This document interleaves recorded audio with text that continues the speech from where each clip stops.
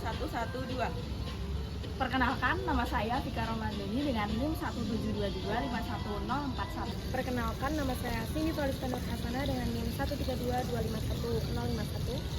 Perkenalkan, nama saya Madiani Dio Sisika Ananda dengan NIM 423251081. Perkenalkan, nama saya Fania Prameswari dengan NIM 423251084. Kenalin, nama saya Eli Nur Aini dengan NIM 442251005. Perkenalkan, nama saya Halila Izzetinaja dengan NIM 172251043. Hari ini kita berada di Taman Bhinneka yang berada di Surabaya yang merupakan identitas kebangsaan Indonesia. Yang pertama, di sini kita bisa melihat beberapa macam rumah adat yang ada di sekitar tengah-tengah taman ini. Kita akan melihat rumah gadang yang berasal dari Sumatera Barat.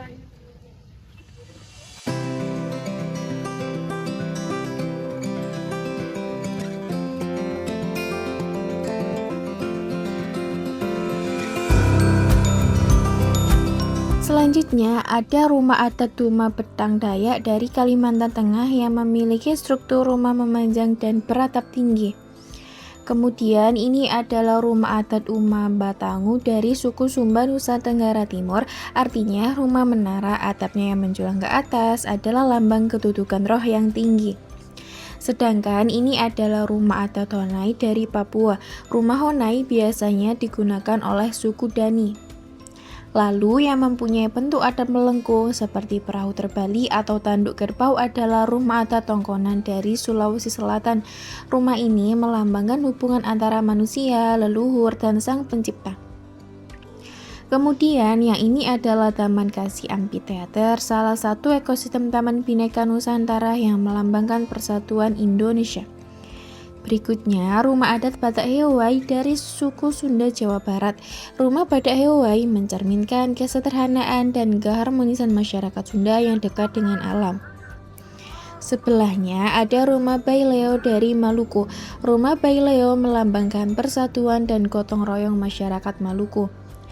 Nah, kalau yang ini adalah Taman Harapan Anjungan Nusantara yang merepresentasikan sila dari Pancasila, yakni kemanusiaan yang adil dan beradab.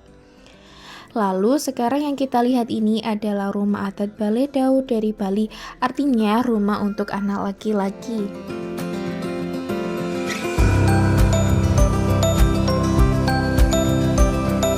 Selain rumah adat, di sini juga ada monumen-monumen yang ada di Taman Kebhinekaan. Pertama, ada Taman Surabaya yang terkenal ikon dari Surabaya, mencerminkan salah satu sila dari Pancasila, yaitu kerakyatan yang dipimpin oleh hikmat kebijaksanaan dalam permusyawaratan perwakilan. Kedua, Monumen Tugu Pahlawan dan Hotel Majapahit.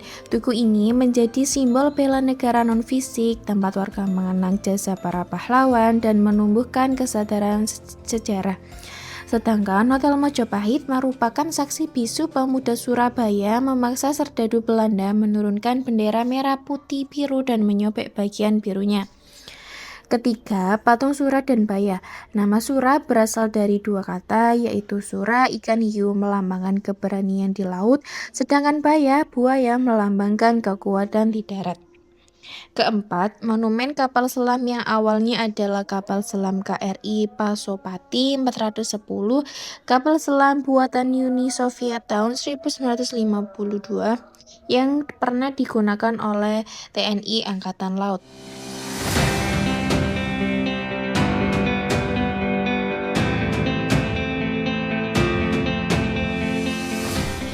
Di Taman Bhinneka pula terdapat area Taman Ketahanan Pangan. Taman ini merepresentasikan salah satu dari sila Pancasila, yakni sila kelima keadilan sosial bagi seluruh rakyat Indonesia.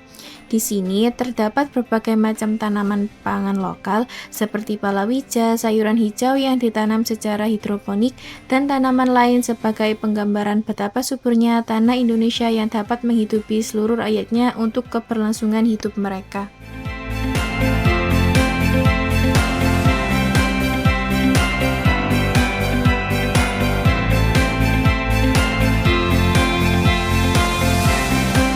Selain itu, di sini juga ada 6 tempat beribadah yang berada di Taman Bhinneka ini.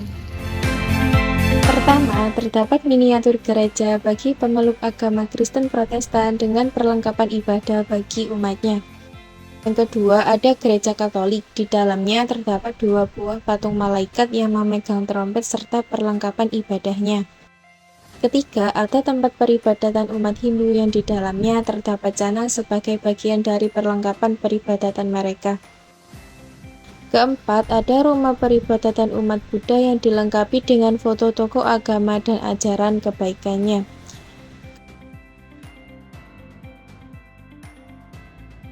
Kelima, terdapat rumah ibadah umat Konghucu yang di dalamnya dilengkapi foto pemuka agama dan dupa sebagai perlengkapan ibadahnya. Keenam, terdapat masjid sebagai tempat ibadah umat Islam yang dilengkapi karpet sajadah. Menariknya, bangunan ini juga aktif digunakan sebagai tempat ibadah staf dan pengunjung.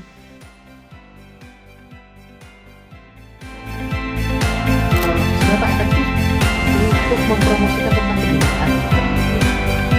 Saya rasa melihat rumah adat dari daerah ini seperti apa, rumah adat dari daerah ini seperti apa, dan selama 30 tahun terakhir. Jadi ini adalah perwujudan dari apa yang sudah dilakukan. Dan teman-teman kan akhirnya dari adat mana sih, ini bahasa apa sih, jadi teman-teman lebih paham tentang bahasa-bahasa yang ada di